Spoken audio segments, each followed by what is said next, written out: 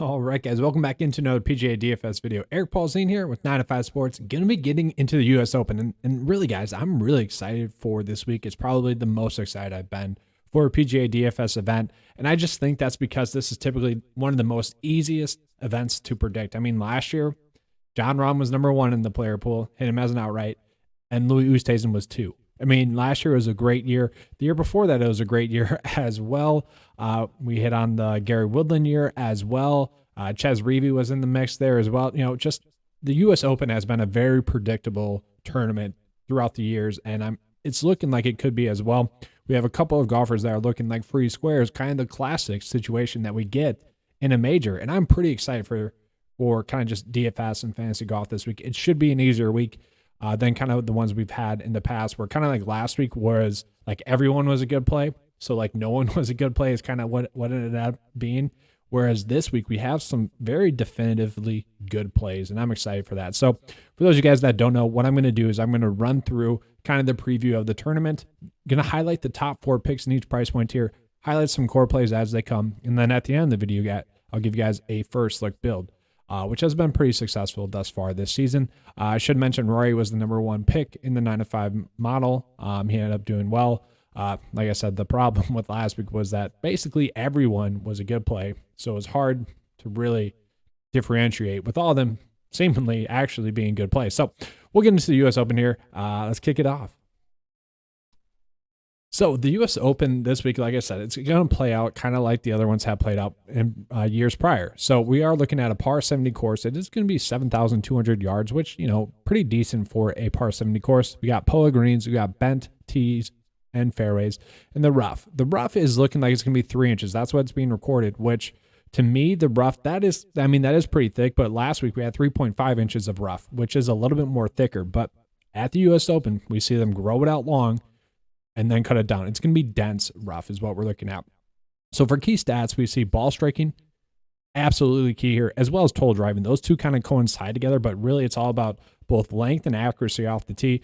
Most of that is due to kind of that thick rough where it's the biggest defense, but you need to be accurate as well as long, because if you're missing, you're not that accurate off the tee. You want to be long so you're not losing that much yardage in the rough. And then birdie to bogey ratio and bogey avoidance, those are always going to be key stats when we're looking at a major pretty much. Just looking at course history, Brooks Koepka has dominated. There's no surprise there. Xander, Paul Casey, Louis Oosthuizen, all really good U.S. Open type of guys there. Recent form, Shane Lowry casually popping up there. I did not see that coming, but then Rory, Rahm, some players that we would expect to be up there. And now these are going to be the golfers that I'm highlighting. So let's get into it, guys. So the first player that you saw pop up there was actually Jon Rahm. So Jon Rahm to me is just kind of a standout play. So we can see last year, obviously the defending champ, that's typically something that does worry me a little bit. I don't really love targeting defending champs. He did finish 23rd the year before that, 3rd the year before that, miscut, but guys, look at it. Total driving first, ball striking first, effective birdie to bogey ratio. An effective birdie to bogey ratio, it says B2B. It's effective birdie to bogey ratio because I want to be looking at bogey avoidance, which is included in that, and birdie to bogey ratio. That's also included in that. It's kind of highlighting both, but not ignoring either one of them. So it's effective birdie to bogey ratio. We saw 11th there. Stroke gain approach, 22nd. Also a key stat. That goes hand in hand with ball striking. And then effective scoring, that 9 to 5 only stat. That kind of just tells us likelihood to make the cut and then also likelihood to play well once they do make the cut. 12th there. I mean, just checking all the boxes. Recent form, 10th. Week before that, 48th, 1st, 27th. Really good stuff there. 12 straight make cuts in a row. He actually is ranking out as the top pick in the 9 to 5 mile. Like I mentioned, Rory McIlroy was the top pick in the 9 to 5 mile last week. He killed it by winning specialist rating, 2nd.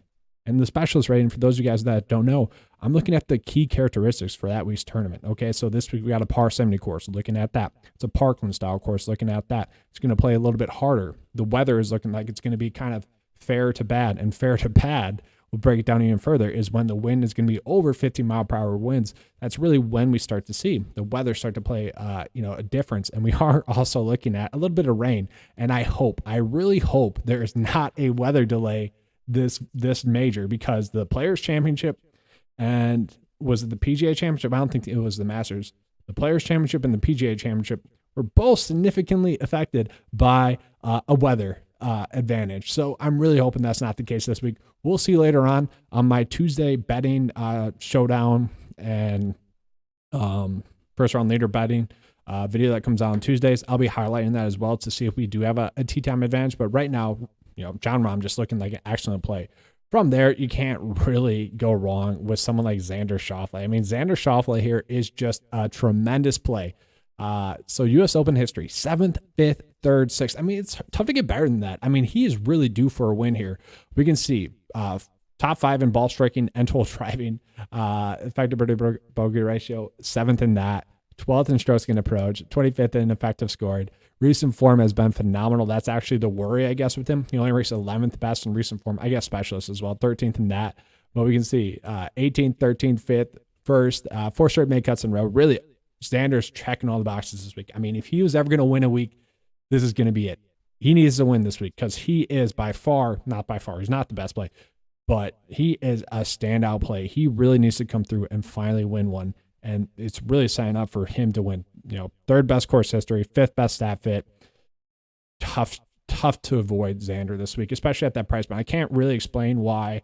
Heck, even Rory, I would say, you could say Xander should be priced above him. But Cameron Smith, Colin Morikawa, Victor Hovland, they shouldn't be. So it's kind of weird to see him priced down that low, and we'll take that. Should be a safe play, should have upside. I absolutely love that play this week.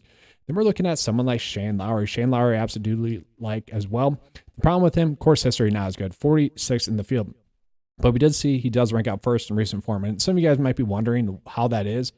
Well, I like to look at made cuts as well with recent form because obviously PGA DFS, part of the equation is making the cut. So we do include that in there, but still we can see 10th, 32nd, 23rd, 25th. We go back a little bit further. 2 third place finishes, a runner up. So he has been playing some great golf. Obviously, it was really close between him and the other guys as well. So have a bunch of quality plays in the field. But 12th best specialist, 12th best staff. And the thing that I do like about him as well is that I think the RBC Canadian Open would be a great comp course if we were going to look at comp courses this week, but we already are because that's in the recent form. So I love that he played well there. I love that he's ranking out top 25 or better in all the key stats that we're looking at. 21st in total driving, 22nd in ball striking. That effective birdie to bogey ratio, 8th. Strokes gained approach, 9th. I mean, just checking all the boxes. So Shane Lowry, sure, the tournament history is a little bit worrisome, but still, all in all, at the price point, I absolutely love it. And then maybe a little bit more risky, if you will, is going to be Patrick Hanley. So Patrick Hanley has actually been on the bad side of the weather draw in those 2 events that I mentioned already, the PGA Championship and the Players Championship. So that kind of sucks. But if we look at his form, other than that, 3rd, 1st, and 2nd, absolutely spectacular there from Patrick Hanley. We can see 4 straight made cuts in a row at the U.S. Open as well, 15th, 43rd, 21st, and 45th for his course history. We would like the strokes gained approach number to be a little bit better, and I'm sure he would as well. But not making that many mistakes. That effective scoring stat, 12th in that. Total driving, 15th. Ball striking, 33rd. Just a really strong play at kind of a cheap price point. Like, you could probably easily go Patrick Hanley, Shane Lowry, and maybe even fit Xander in there if you wanted to as well. But now we're going to dip down into the mid-tier. And the mid-tier it's very interesting this week because there's no, locks in this mid-tier price point tier. And that's kind of the theme with majors, is that typically we are getting golfers in this price point range that shouldn't be priced this way, that are just checking all the boxes. And the closest play that we get to that is going to be Joaquin Niemann. So for those of you guys that don't know, checking all the boxes is really, you want a guy that's going to be a top 30 stat fit, top 30 in recent form rank, and top 30 in course history rank. And I also want to see at least a top 30 finish mixed in there for course history and for recent form.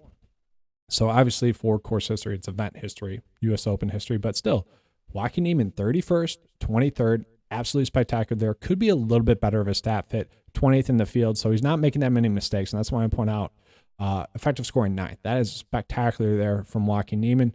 We can see, though, birdie to bogey ratio could be a little bit better there. Still through and through a quality play. 3 straight made cuts in a row. He finished 3rd, 23rd, 25th. Him and Xander are both plays that I kind of do see being in contention come Sunday. Both plays that I do really like as well.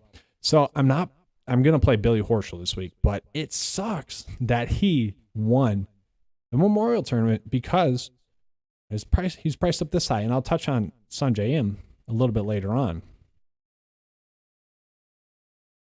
But Billy Horschel probably would have been priced here as well. So that's kind of the unfortunate side of it there with Billy Horschel.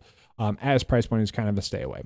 So for core play purposes, Xander Schauffele is a core play. I want you guys to know that Xander Schauffele, absolutely core play, someone I think we need to go out of our way to play this week. So we're going to be playing him. And then I also do want to pull up Patrick Hanley. I do see him as a core play. He is someone that I do think we should be going out of our way to play as well. And I'll be highlighting that as we go on. So Matthew Fitzpatrick. So I also think Matthew Fitzpatrick should be a core play as well. The only worry would be 55th at the U.S. Open last year, miscut the year before that, and then 2 really strong finishes there from Matt Fitzpatrick. Obviously, he's just been playing some great golf. That random miscut there, we knew he was due for a miscut.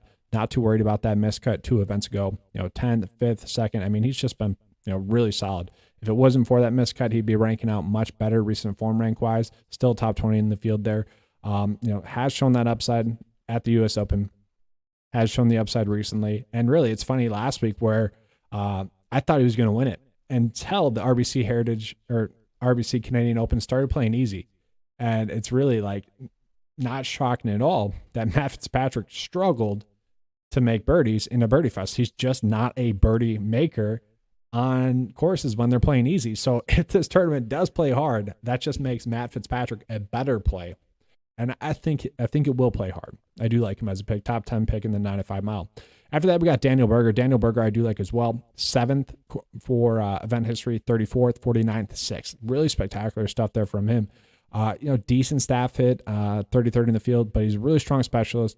Obviously, strong course history, top 16 pick in the 95 mile. I do really like him as well. And then one of the players that to me is just like, really hit or miss. And I kind of want to make him a core play. I kind of don't want to make him a core play because when he does make the cut, he's pretty much giving you a top 10 finish. I started this new stat at 9 to 5. It's kind of like the all gas, no brake stat where we're just not looking at missed cuts. We want to target upside. It's pretty much the purpose of it. And he consistently ranks out as one of the best players in that. And I just started that like 3 weeks ago, but I've been sampling it out for a while. And what made me want to use that stat was when he finally broke through and won 2 events ago. He followed that up with the 4th place finish last week, 28th the week before that. So 3 straight make cuts in a row. He is someone, though, once again, if he is on, which I think this is the perfect course setup for him, and the stats say that as well, 4th best staffed in the field, he's just a strong play. And I struggle to make him a core play because a core play to me is saying, hey, this guy's going to make the cut, and you can just lock that in. We're going to be good to go. I struggle to make him a core play because I don't think he's a lock to make the cut. But if he does make the cut, man, he could win. So, like for me, Sam Burns, Joaquin Niemann, Patrick Hanley, and Xander Schauffele are all great outright bets. But really, in terms of like safety, I think Matt Fitzpatrick, Patrick Hanley, and Xander Schauffele are much better suited core plays. And so that's kind of where I do expect Sam Burns to kind of be chalky because the DFS community loves that kind of risk associated with it, chasing that upside. And it does kind of make sense, but at the same time, I like to factor in safety as well. And so for me, I might be staying away from Sam Burns a little bit.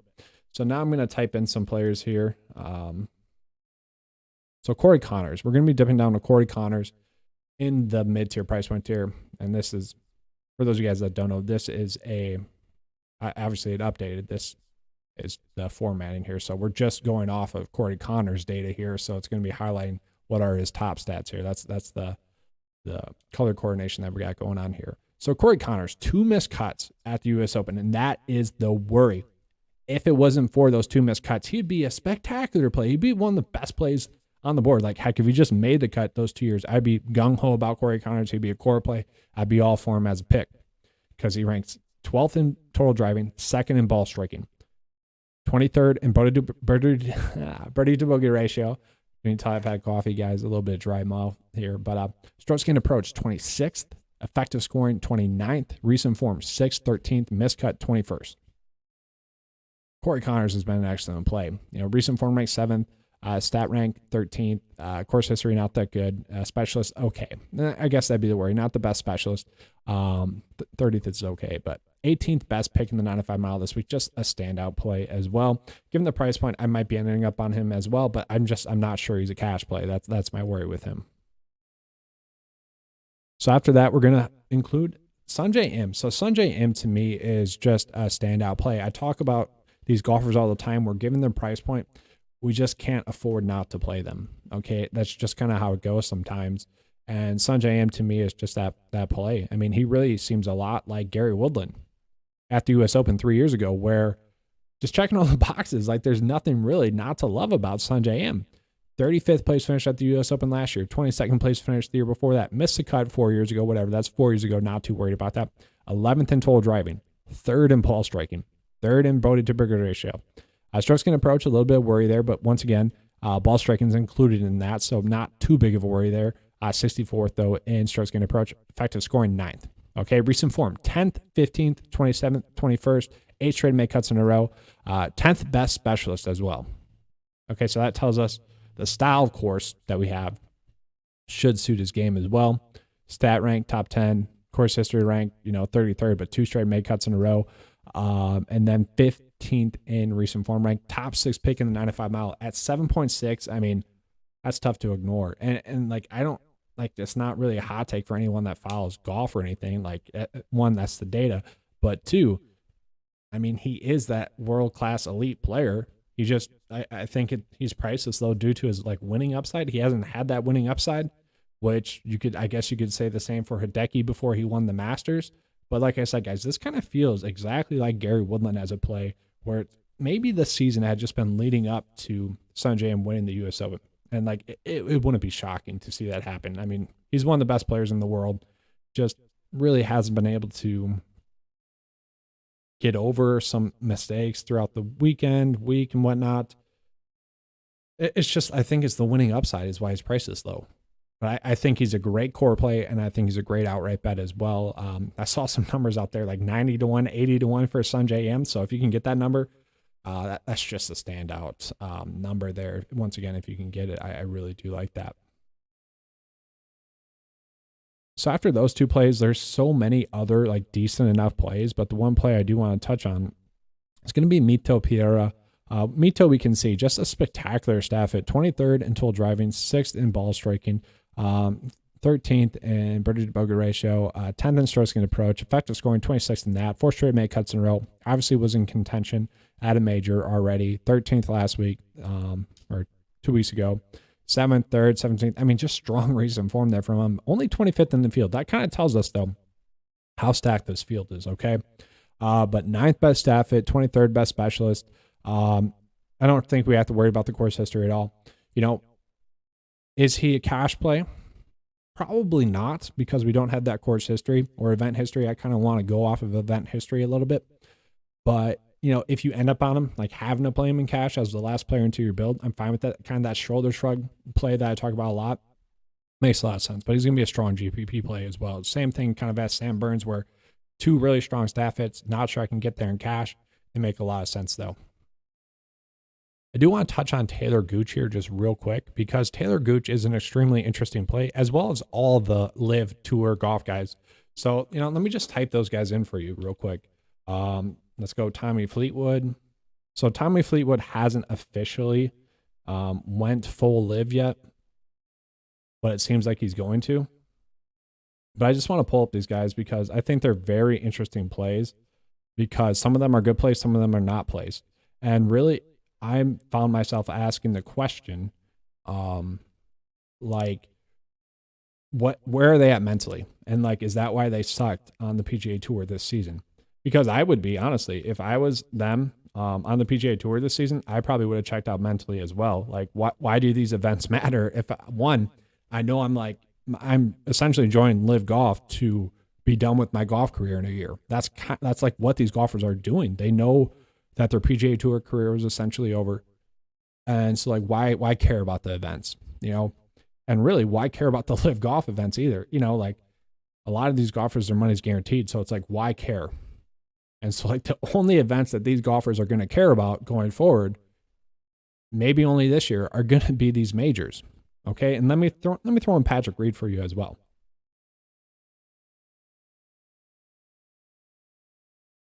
Like, the only one that I love here, and the data loves him as well, is Taylor Gooch. Because before he left for Live Golf, he had been playing good golf. 27th, 20th, miscut, 41st. That's really good. Really strong staff at top 16 in the field. Great specialist. He would make a lot of sense as a play. Same thing with Tommy Fleetwood. He's been making a ton of cuts. 8th best specialist, 17th best recent form. Pretty strong play. Sergio Garcia, been a pretty good golfer this whole season. Top 40 pick in the 95 mile is good enough. Kevin Na, sucks at the U.S. Open, but, have been playing some good golf. Patrick Reed, kind of the exact opposite. Been playing terribly, although he was chalk 2 weeks ago for whatever reason. He's still a good play. And honestly, guys, the whole, Patrick Reed being chalk 2 weeks ago, I do wonder, honestly, the mental side of it, he might have actually been a good play had it not been for Live Golf. I'm sure he's known for 3 months that he was going to go on that tour. And I think that's why these golfers have kind of struggled to play well, because golf is a mental game. You need to be mentally sharp. And so that's where I worry with someone like Patrick Reed and all these other guys. Where are they at mentally? And that's a question we just don't know. DJ and Phil, they sure seem to be fired up and ready to play well. But obviously Phil sucks. And DJ I do see playing well. It's just I don't see myself going out of my way to play him or the other guys, And all these guys, they're good enough. I'm struggling with them. Taylor Gooch, I think, is kind of the same play as Sam Burns, just to a much lesser degree. But it was so shocking to see him leave. I think he just wanted to secure the bag and just get on with his life. And so that's the worry with a lot of those guys there. And then just for, I guess, example purposes, I'll pull up Russell Henley in the mix here as well. Russell Henley, to me, is a really strong pick as well. So Russell Henley, 13th and 25th for his U.S. Open history. We can see total driving and ball striking, really strong there. 34th in total driving, 12th in ball striking. Birdie to bogey ratio could be better, 60th in that. Strokes gained approach, though, 2nd and 16th in effective scoring. So that does tell us that he should play well. The thing with Russell Henley he's been playing extremely well this season, that we knew that a gradual cool down was going to happen. And he's definitely going through that. So his recent form, 60th, 41st, 74th, 30th. So, we do worry about that with him. Where is he at? If his game was in a little bit better recent form, if we saw, top 10 finish in there and really just not 3 bad starts in a row, I'd love him. I would make him a core play. I'd be good with it. I'd be ready to go.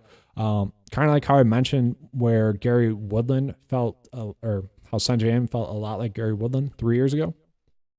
Russell Henley kind of feels a lot like Ches Reavie 3 years ago at the U.S. Open, where strong staff fit, top 20 in the field, course history ranks out well. Recent form is good enough. Specialist is good enough.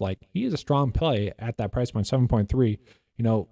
I think we could get away with him as a pick. And really, all we want at 7.3 is going to be a made cut. So that'd be a route that I could see us going as well. All right, so now we're going to get into the value plays. And honestly, guys, like any other major, we don't really have to dip into the value tier, okay? We don't. I honestly, Siwoo Kim makes a lot of sense, and he's technically not a value. But I do like him as a pick. I'd much rather play him. So a value play that I do like, though, is going to be Matthew Naysmith. Pretty decent stat fit, 53rd in the field. And I know, that's not great, but given the value, given the price point that is, 37th in recent form rank, 6 straight made cuts in a row. This is all good enough stuff. And we can see, decent stuff from his game. Nothing too alarming that would suggest he's going to struggle. Obviously, 57th pick in the 95 mile. We don't really expect him to make the cut, but he easily could. Kind of same thing for Kevin Kisner there as well. Kind of just the same play. If you want to play him, you can. And then from there, someone like Ryan Fox, not sure where he's priced at. Ryan Fox here. So Ryan Fox, if we look at his DP Tour starts, excellent. Okay. Made the cut at the PGA Championship. That was good as well. I do think this course would suit his game a little bit better. So in terms of a DP Tour guy, I do think he's a quality play that you can go with if you want to. I think he's went second and then start the PGA Championship in second, and then just a bunch of top tens as well. So really strong recent form on the DP Tour. I just always worry about those Euros coming off for these one-off events. They typically do not play well. And then Denny McCarthy, I do like as well. 4 straight make cuts in a row on the PGA Tour. He's really just been a cut maker, actually in some pretty strong recent form. 44th in the field. Just a quality play, someone that gives you a strong chance at making the cut at a cheap price point. It's kind of one of those plays where you can schedule in a miscut if you're dipping down this low. And so say you got 5 players that you feel really strongly about that are going to make the cut, and some of them are going to top 10. you could kind of just go with Denny McCarthy and say, hey, I know you're going to give me a chance at a mid cut. I'm good with that if you miss the cut. It's kind of just one of those things. And then Joel Damon at this price point is kind of interesting to me as well. We can see 48th best staff in the field, 50th best specialist in the field, 66th in recent form. It does rank out as someone that should be right around a mid cut, but a pretty decent play at that price point. Okay, so real quickly, we're going to get into the lineup tool, and then we'll begin out of here for you guys. So I'm going to be using the core plays. So once again, the core plays are Xander, Patrick Hanley, Matthew Fitzpatrick, and Sanjay M. Okay, let's see if we can make those guys work. So Xander, Patrick Hanley, Matt Fitzpatrick. Let's find Sanjay. Now, where can we go from there? Ideally, I would love to fit in, well, really Shane Lowry if we could, but that we really can't make that work. Who would we have to go with? Like, I don't think we need to dip into the value tier this week. Yeah, see, like we would have to go really low there, and I just don't want to do that. So maybe it'd be coming off of Xander and going with Shane Lowry for a more balanced build, but I really like Xander this week. I do see him being in contention to win this week, so I don't really want to go away from that. Joaquin Niemann we could play as well. If I could fit someone like Russell Henley in there with this build, I would love that, but obviously we can't. So what we're going to have to do is we might have to go with one of those players that I don't want to go with in cash, at least at this point. Like Cory Connors we could play. I would love to fit in like Mito Pierra in that build as well, but something like, I don't know, Sebastian Munoz is a decent play as well. Really strong recent form from him. We could go Russell Henley. Oh, we're one over there. Okay, let's get off of Cory Connors and go to Mito. So, I mean, a pretty strong build here as a whole. Like, I do like this build a lot. Course history rank average 26th, stat fit average 13th, recent form average 20th, average mile rank 12th. I mean, really strong build there, but let's see if we can make it a little bit more of a balanced build. Just going out of our way to do that. So we'll go Cantlay, Lowry, Neiman, Fitzpatrick. Let's go Burns. And then obviously Sanjay. Okay, so that's over. Let's go off of Burns because he's more of a great GPP play to me. Let's see here. We'll do Denny. Although, once again, I don't think we need to dip this low. Here we go, Denny. So we can make that work. That's a decent build there as well. So, just a decent build across the board. But that's all I have for you guys this week. Hopefully you enjoyed the video. If you did, please give me a like, subscribe. I do appreciate that. If you guys want to join 9 to 5 Nation, the best value in PGA DFS is $10 a month. The link for that is going to be in the description below. Thanks for watching, guys. And as always, let's keep cashing.